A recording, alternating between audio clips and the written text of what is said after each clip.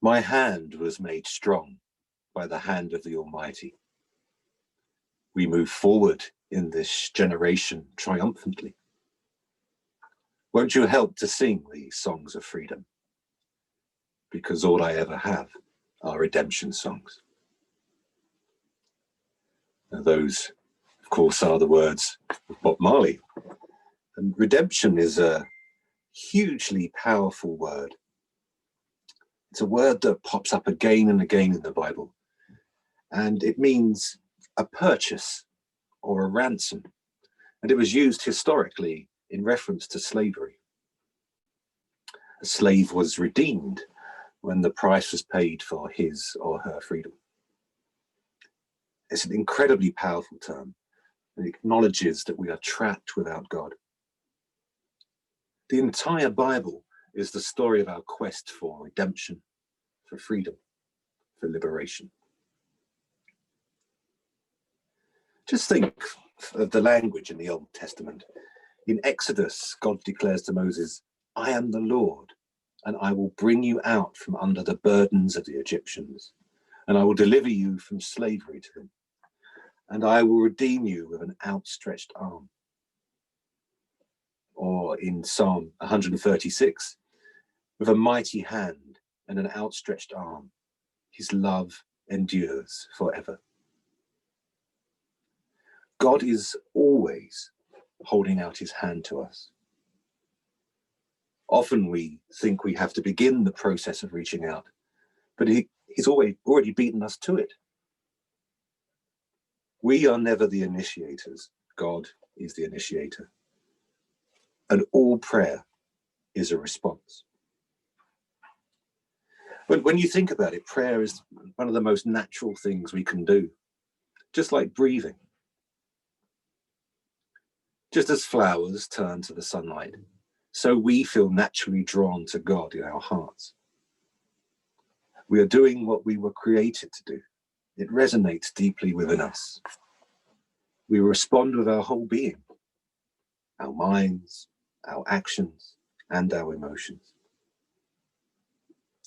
We are drawn to that which has created us, that which has redeemed us, that which sustains us.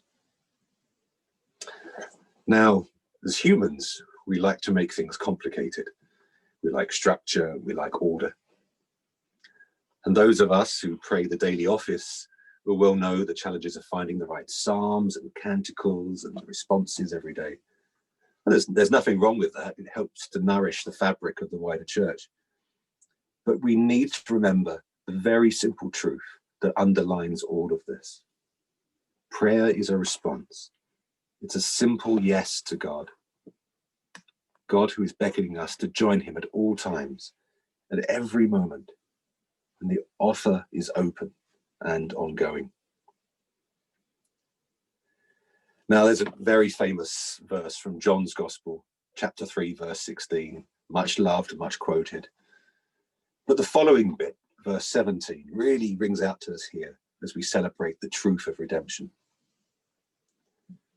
For God did not send his Son into the world to condemn the world, but to save the world through him.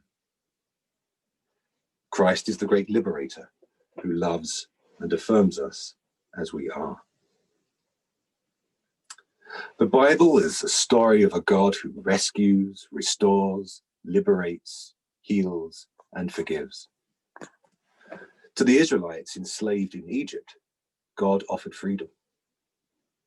To the Jewish people suffering the pain of exile under the brutality of the Assyrians and Babylonians, God offered liberation. And to all of us, God offers the greatest grace of all, redemption. You see, we were designed and built to be free. It's the very fiber of our being. And I don't mean a chaotic, anarchic freedom. I mean the freedom of God's love, a love which becomes manifest in everything around us and in our dealings with one another. But sadly, and unfortunately, somewhere along the way, we lost the courage to trust in this love. And we fell into the pattern of trying to create our own false sense of security. The ancients lapsed into worshipping Baal and other idols. And we today have our own idols of excessive wealth and the endless acquisition of ever more stuff. And this distorts our respect for one another. And it creates the mechanics of control through fear, greed, and exploitation. And in all of this, we end up, ironically, in enslaving ourselves. But despite all of this, God is always with us, our great liberator, our Redeemer. And we remember this truth at every Eucharist, particularly with the prayer that says, "He opened wide his arms for us on the cross. He put an end to dying for us." God is always reaching out to us. Now, some of the theories about the actual mechanics of redemption fall a bit short, I think. The idea that Jesus is on the cross appeasing the anger of God doesn't really sit with me very well. It doesn't take into account the intrinsically merciful nature of the divine. Instead, I suggest that we look at the crucifixion as the pivotal moment in the story of the world, the fundamental turning point for humanity. After thousands of years of humans in various cultures trying to appease forces beyond their control by the method of ritual sacrifice, God turns everything upside down by sacrificing himself for us in the ultimate act of self-giving. This emptying of self is divine compassion in action. It's the blueprint of mercy. It's the way that was foreseen by the prophet Hosea, who declared that God desired mercy and not sacrifice. And it's the very seed of our being, the driving force of hope, in that it leads to a new life beyond our imagining. Because the story of Christ doesn't end on the cross. Our redemption is given form in the new life that springs forth in the resurrection. So do not fear, for he has redeemed us. We've been showered with the mercy of God. May we become vessels of that mercy, loving others as he loves us. May we stretch out our hands to others as he stretched out his to us. Lord, make us channels of your peace. Amen.